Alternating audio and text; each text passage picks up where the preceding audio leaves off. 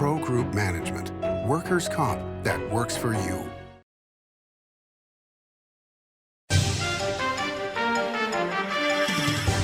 Welcome to Nevada Newsmakers. On the broadcast today, Tony Grady joins us. He's the Republican candidate for United States Senate, here for the whole show on an all-new Nevada Newsmakers.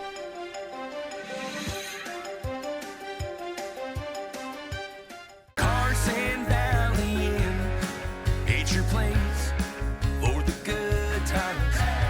Carson Valley Inn.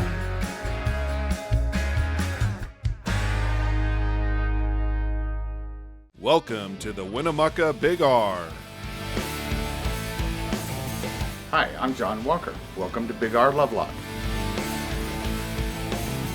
Hi, I'm Rich Martin. Welcome to Fallon Big R.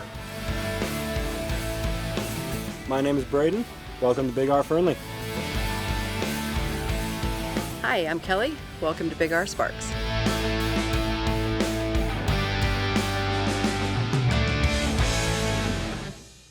For 50 years, Nevada Heating has been keeping people comfortable in their homes. At Nevada Heating, call the Do It Right guys and get the air conditioning back on today. That's the Nevada Heating way.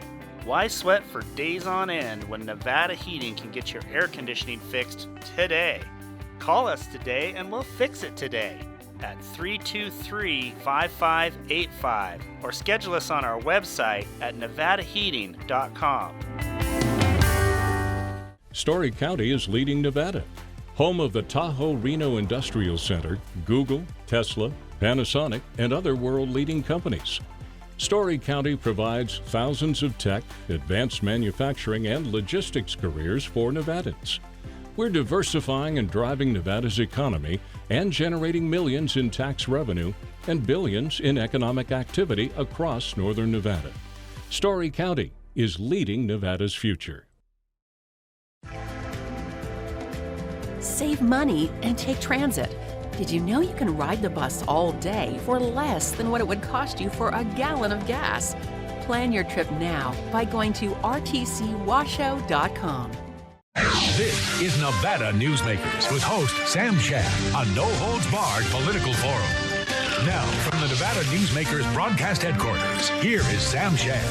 And back on Nevada Newsmakers, delighted to welcome back to the program Tony Grady. He is a candidate for United States Senate. You have a new book coming out.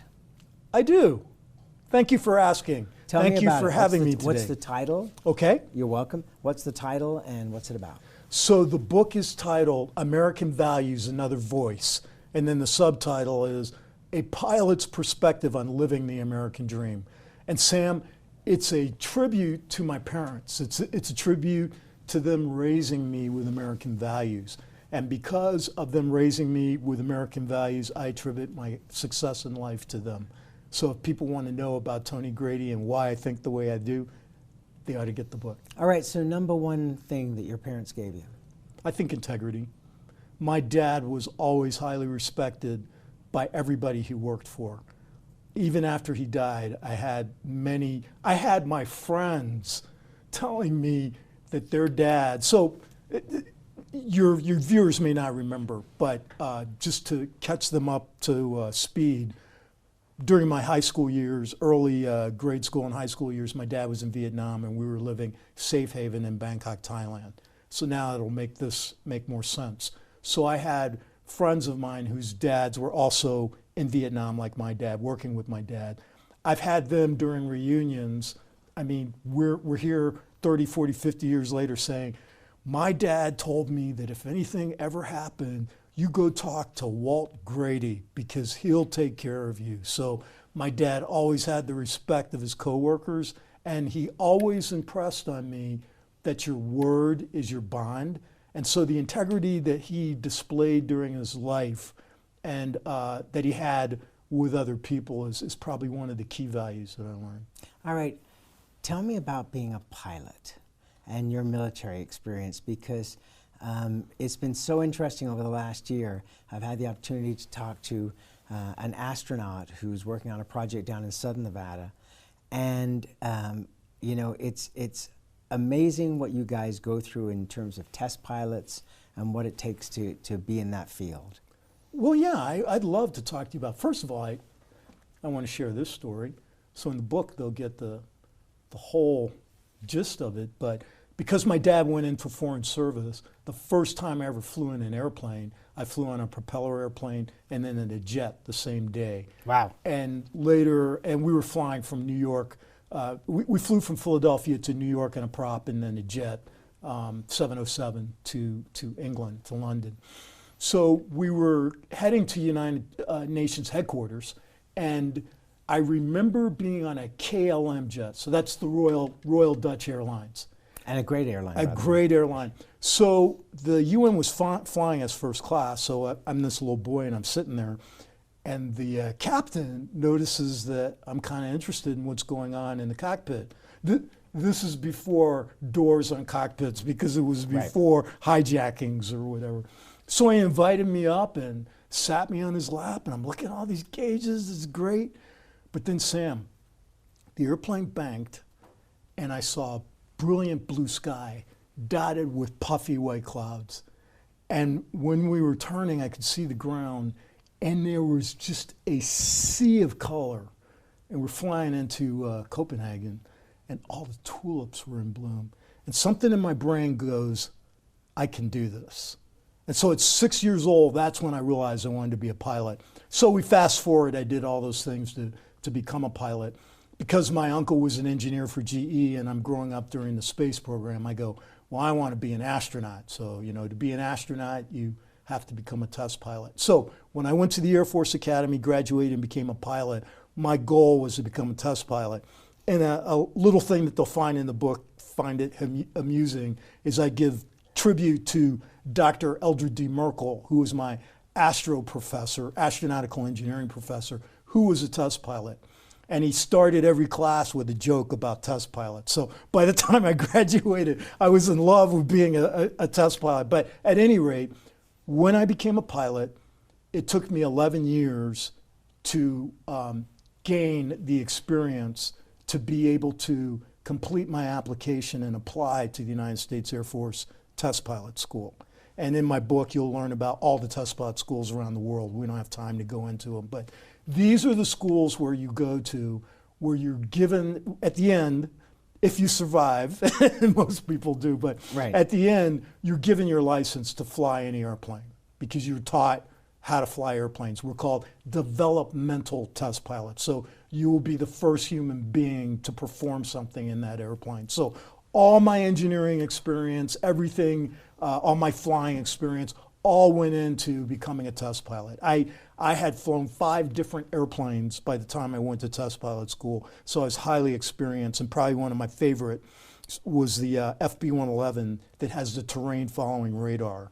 So it would fly very fast, very close to the ground, and learning that complicated system helped to prepare me for the airplanes of the future. And of course, the one that I got to fly was the B-2, and one of the reasons that I think also I got tapped to go into the B-2 program, I commanded that squadron, and it was a high point in my career, was because of my terrain following radar experience. I got to open up that envelope for the B-2 at night. So that means you're flying at night, you can't see outside, you're close to the ground, and you're flying very fast, and you have to understand how all the instruments work to tell you exactly where you are in space. So I would have to say, in summary, if you want to characterize me as a pilot, Richard Bach wrote a book, the famous author of Jonathan Livingston Seagull. Well, he wrote a book that a lot of people don't know about. It's called Stranger to the Ground. And it's really a wonderful book. It talks about when he was flying F-86s in Europe. But the things that occur make pilots different. I mean, we feel at home in the air. So I feel at home in the air. I've been privileged to fly brand new airplanes, and I just love flying. So that's being a pilot. So let me ask you this. When things go wrong, yes, are you trained to not respond emotionally, but to figure out in that moment of danger how to fix the problem rather than, oh my God, it's all going? Well, one thing that's very interesting is that pilots have a clock in their head. From the time you get into the airplane, you have a clock. And this is something I characterize, that they have a clock in their head, because everything you do is time sensitive. The one that everybody knows about is you only have a finite amount of fuel, so you have to be back on the ground. So anytime something happens to a pilot, that clock is going in your head. And what they do in terms of the emergency procedure training is they actually teach us how to prioritize. So when certain things happen in the airplane, you'll hear an old pilot adage as aviate, navigate, and then communicate. So, you know, when something happens, freak out is not in there. Freak out is not in there. As a matter of fact, when you're a new pilot and you get a firelight in the simulator and you freak out and everything, sometimes instructors teach new pilots that when you see something, wind the clock. Because what happens when you have an emergency, Sam, is you get a shot of adrenaline and your time sense is off. So something that you think is taking a real long time is a matter of seconds, less than seconds, nanoseconds. So if you see a firelight and you go, oh, I got to take care of that, and you grab, like if you're a 2-engine or a 1-engine airplane, well, a 1-engine airplane doesn't really matter, but a 2-engine, right.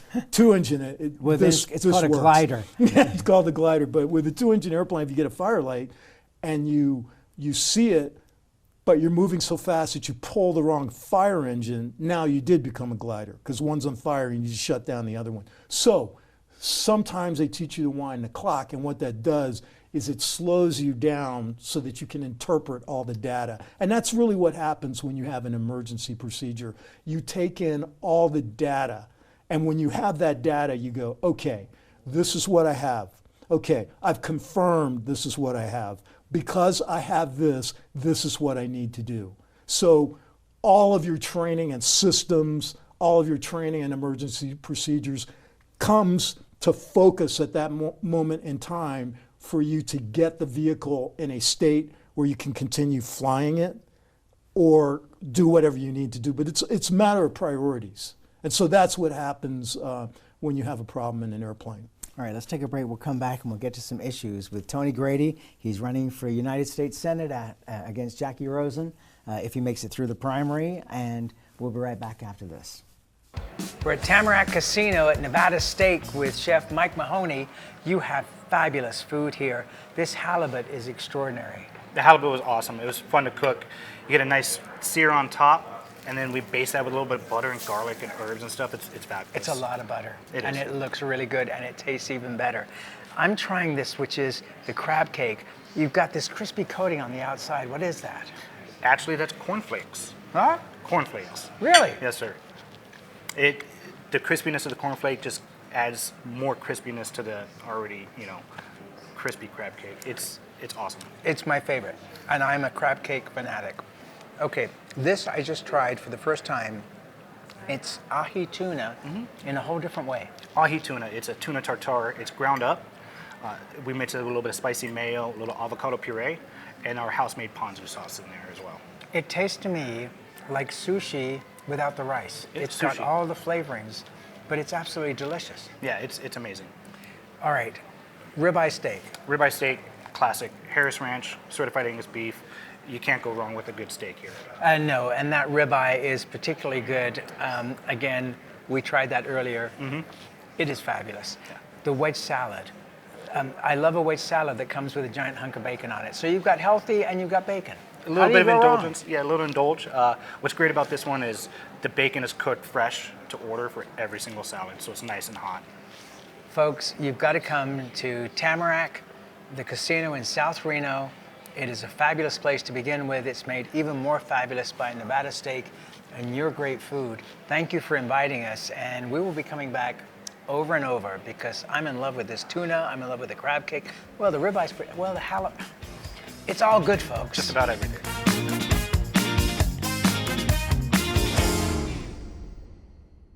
This is Nevada Newsmakers. And back on Nevada Newsmakers, we continue our conversation with Tony Grady. He is a candidate for United States Senate in the Republican primary. Let's talk about a couple of big issues. Let's start out with Ukraine and your thoughts on where we are and what the U.S.'s position should be moving forward. That's a very complicated question. Sure is, isn't it? But I'm glad you asked it, because a lot of people think that it can be binary or digital. Just, we don't want any more money for Ukraine. So one thing I'm going to throw out is that some of the bills that you see that come down for Ukraine, the money in that is part of that money is refilling some of the stockpiles of weapons that we've given to Ukraine. So a Ukraine funding bill, just on its face value, is not necessarily bad. You need to understand what's in it. But the overall that you're asking me in Ukraine is that the Biden administration has been weak. It's been rubber stamped by Jackie Rosen. He is not leading. We are feckless. So we have a responsibility in the United States for some of the things that are happening in Ukraine, because we are part of the Bucharest Agreement, where we encourage Ukraine to disarm with their nuclear weapons. So one of the things that they could use to help, how should I say, deter a would-be adversary, we encourage them to get rid of them. And I think that was the right idea, because we really don't want lots of nuclear weapons. So you can't just say that we're going to disengage. But what we need to do is this. Instead of reacting like the feckless Biden administration is doing, we need to lead. I would advocate for an immediate ceasefire to where we start negotiating. And part of the other problem that I want to bring in here that people aren't thinking about is that at the end of World War II, there were certain agreements made with the Soviets. And a lot of those agreements had to do with protecting their border, because Russia is very sensitive about their flat steppe, and they've been invaded multiple times. And so in order to keep the peace in the world, there were certain agreements that were made that, okay, your border will be protected. So in a lot of the things that's happening with NATO and what we've done lately is that the West is encroaching on Russia's border.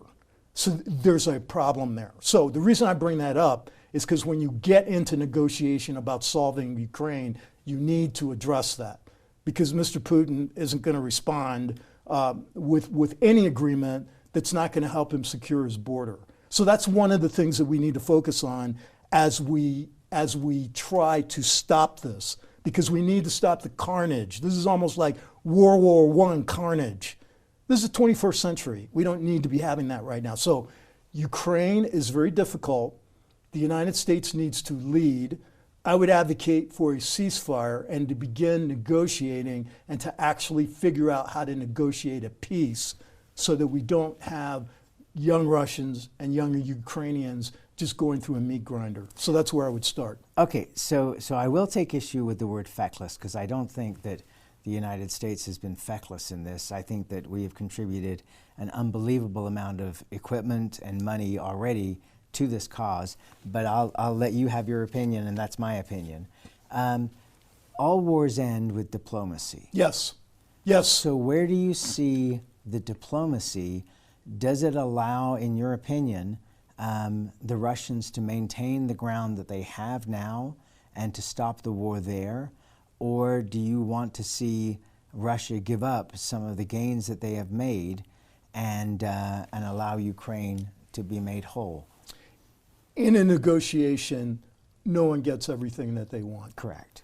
And so when you stop at where we stop right now to get a ceasefire first, you have to negotiate to where you're going to end up.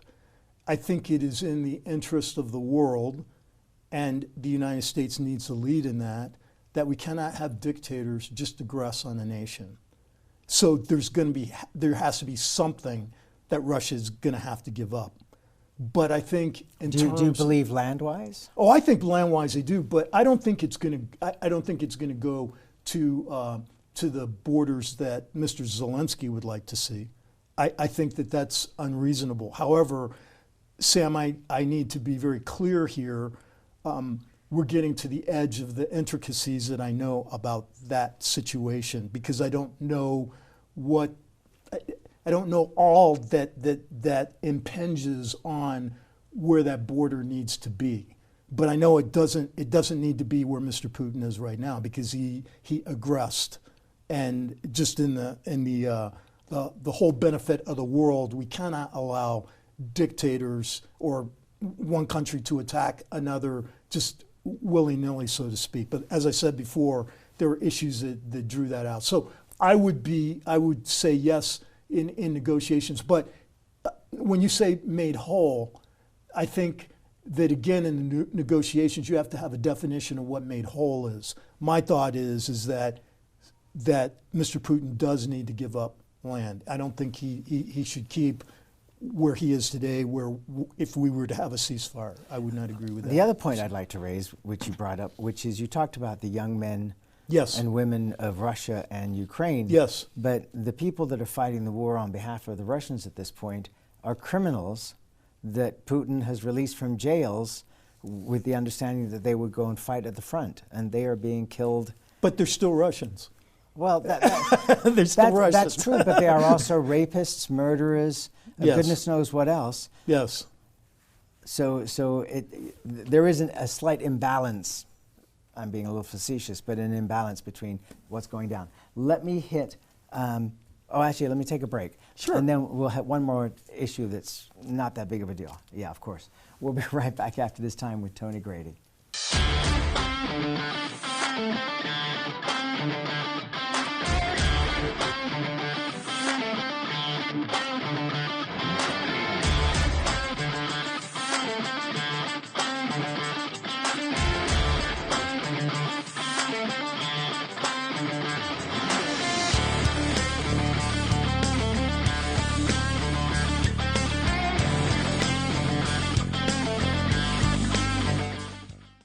Like a traditional handmade basket, retail is woven into the fabric of life in Nevada.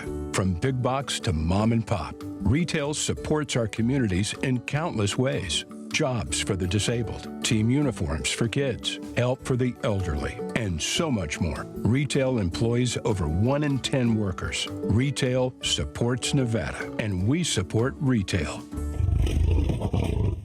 RANNV.org.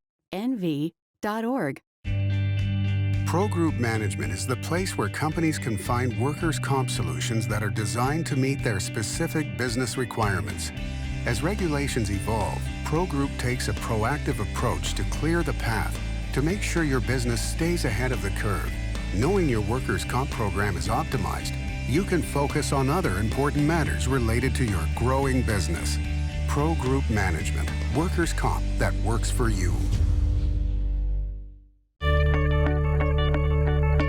Safety is the #1 priority for the trucking industry. Over $7 billion a year is spent on technology, like this electronic eye, that will apply the brakes automatically. But the most important factor for safety is the truck driver. These hardworking men and women who safely move over 70% of our nation's freight and 94% of Nevada's. We thank you because trucks move America forward. This is Nevada Newsmakers. And back on Nevada Newsmakers, we continue our conversation with Tony Grady. He's candidate for United States Senate. The other big issue on a military side is obviously what's happening in Gaza. Yes. Your thoughts on that, because it is so complicated, and most people, I think, on the planet have no clue what all the pieces are that go into this. And that's what I mean. I know you took offense at me. You took issue with me calling the Biden administration feckless. But what I mean by that, what I really mean by that is we're not leading. And we need to understand that Israel is our ally in the Middle East. They have a democratic form of government. But what I'm more concerned about is our country should not be dictating to them what they need for their survival. I am a slight military historian. I'm more of a military strategist, but to do that, we had to learn a lot of military history. But I think, to my knowledge, that Israel's the only nation that right off the top of my head that I can say in warfare, and I mean all-out warfare when they were attacked and took land, were forced by world opinion to give up land. I mean, that's something that I'd like to unpack and think about. But getting back more to your question, it is complicated, but it should be unambiguous that we need to support Israel. And I do not mean that that it doesn't matter what Israel does.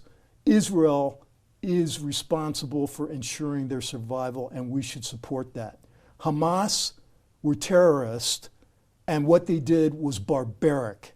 And I'm amazed that the world is trying to focus on Israel and whatever Israel happens to do.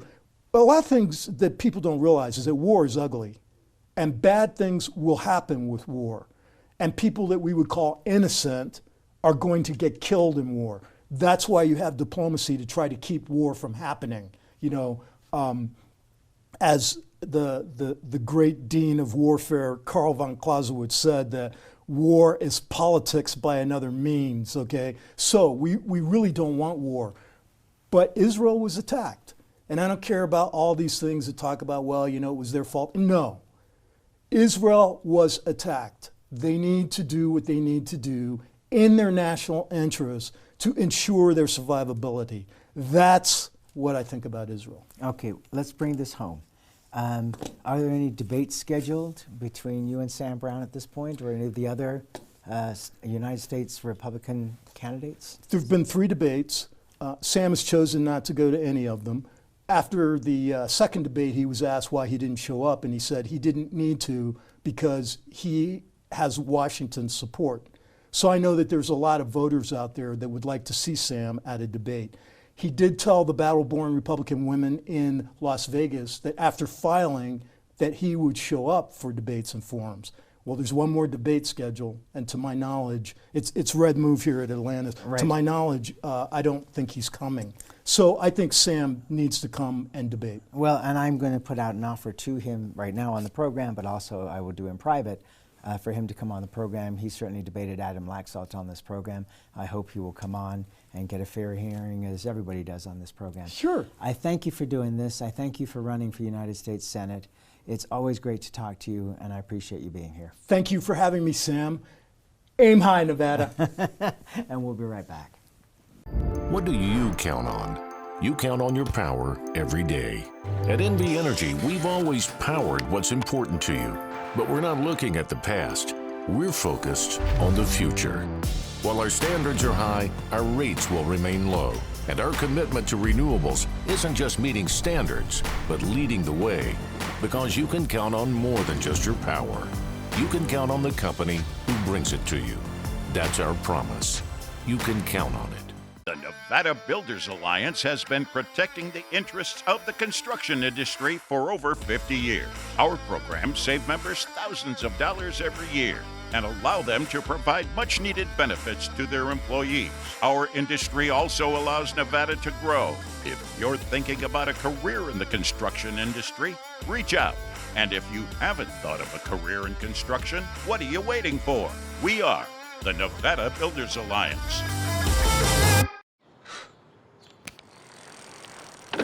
Calamity. It lurks around every corner. Or not. That's why UMC Quick Care is around every corner, with locations around the valley. UMC Quick Care, for all your small calamities. Thanks for watching Nevada Newsmakers. You can catch us online 24 hours a day at nevadanewsmakers.com, or you can download the podcast wherever you like to get your podcast. We'll see you on the next broadcast.